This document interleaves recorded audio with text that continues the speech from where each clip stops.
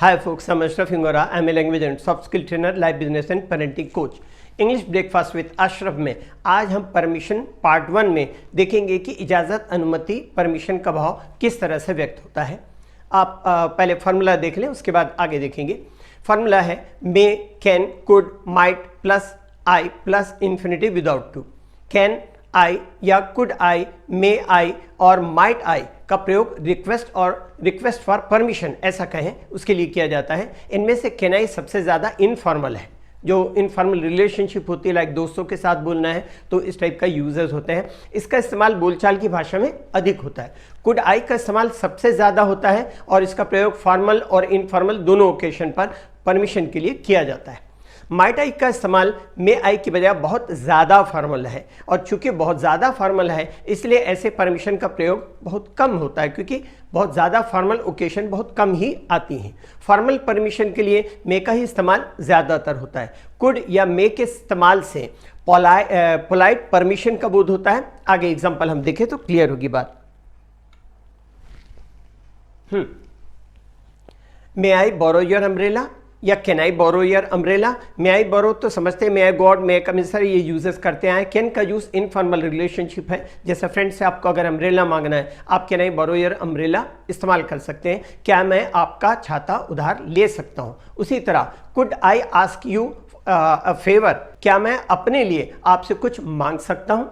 आगे देखें, can I have a drink, क्या मैं पे, कोल्ड ड्रिंक जनरली होता है इसके लिए है, हालांकि कोई भी ड्रिंक्स के लिए यूज़ कर सकते हैं। तो क्या मैं पे ले सकता हूँ। May we have the menu, क्या हम मेनू देख सकते हैं।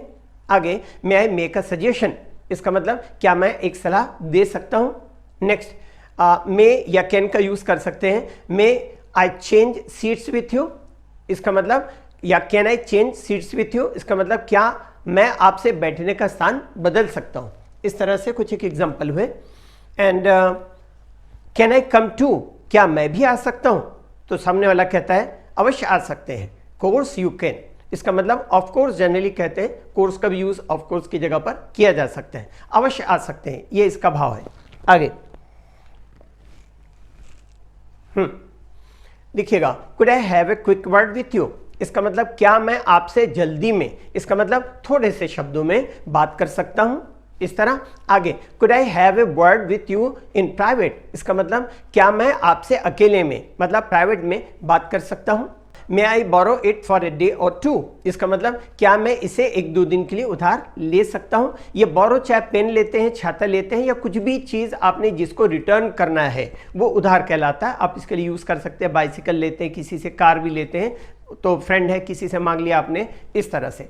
May I make a quick telephone call, क्या मैं जल्दी, मतलब संक्षिप्त में एक फ़ोन कॉल कर सकता हूं। इस तरह may I have the honour of the next dance, इसका मतलब क्या मैं अगले डांस का सम्मान पा सकता हूं। इस तरह से एग्जाम्पल आपके सामने दिए हुए हैं। उसके कुछ और एग्जाम्पल देखें। May I have the pleasure of the next dance, इसको दूसरी तरह से ऐसा भी कह सकते हैं, क्या मैं अगले डांस का आनंद पा सकता हूं। इस तरह का कंस्ट्रक्शन होगा हिंदी में। May I introduce a friend of mine, क्या मैं अपने एक दोस्त का परिचय करा सकता हूं। Next example, could I see you when you have got an odd moment, इसका मतलब क्या आप, जब आपके पास खाली क्षण हो तो क्या मैं आपसे मिल सकता हूं। इस तरह का एग्जांपल दिया है। आगे इसके यूजेस को देखेंगे। इजाज़त देने या न देने के लिए सेंटेंस स्ट्रक्चर्स की बनावट कैसे होती है, यह फार्मूला आपके सामने दिया हुआ है। ये मैं फार्मूला वर्बली बोल भी देता हूँ। Yes plus comma plus you may या you can.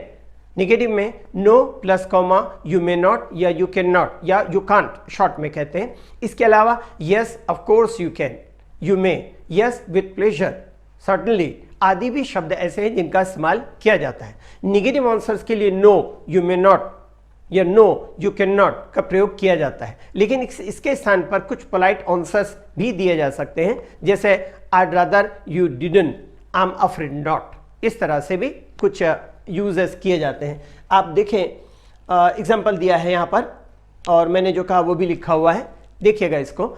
May I use your phone या can I use your phone, yes you may या यस यू कैन, क्या मैं आपके फ़ोन का इस्तेमाल कर सकता हूँ। तो जवाब में व्यक्ति कहता है हाँ कर सकते हैं।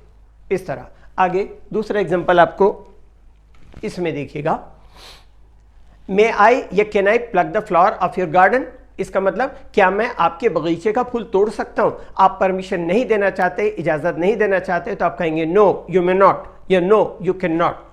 प्रेजेंट या फ्यूचर में परमिशन के लिए मे या कैन का इस्तेमाल करते हैं। फर्स्ट पर्सन परमिशन को देखेंगे कैसा होता है।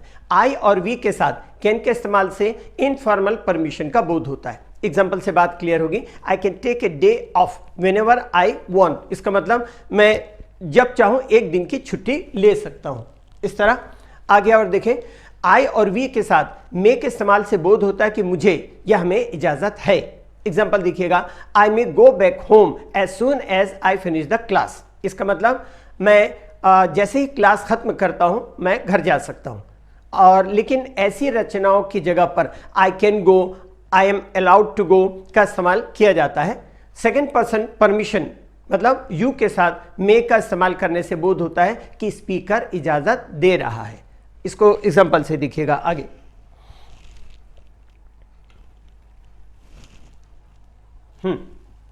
मे I park the car here, क्या मैं यहां गाड़ी खड़ी कर सकता हूं?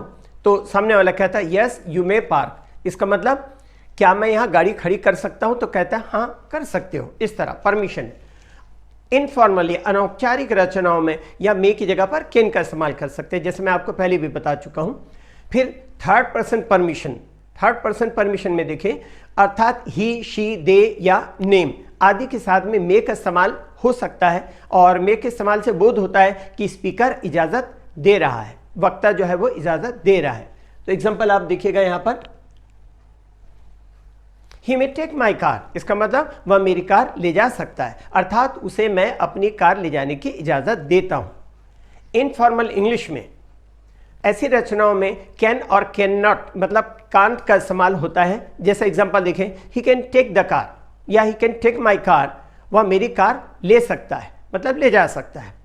इसका बचा हुआ भाग पार्ट 2 में आप इसमें देखेंगे। ये पार्ट 1 था जो अभी आपने देखा, पार्ट 2 में देखिएगा इसका रिमेनिंग पार्ट।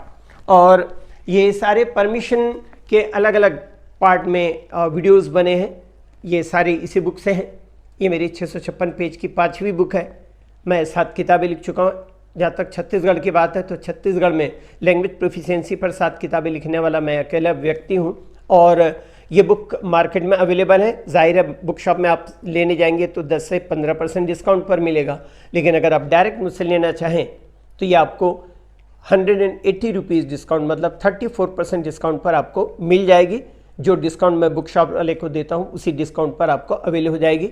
और इसमें डिस्कोर्स मार्कर, जिसके बारे में पहले भी कह चुका हूँ, सबसे इंपॉर्टेंट पार्ट है जिससे वेराइटीज़ ऑफ द सेंटेंसेस बनती हैं।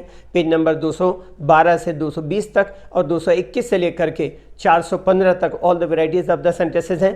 जिनको बहुत अच्छी तरह इंग्लिश बोलना आता है उनके लिए भी, और जिनको अच्छी तरह इंग्लिश बोलना जो सीखना चाहते हैं उनके लिए भी ये बुक बराबर की फ़ायदेमंद साबित होगी।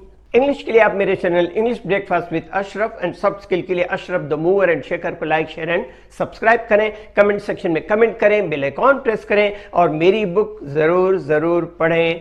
Thanks for watching.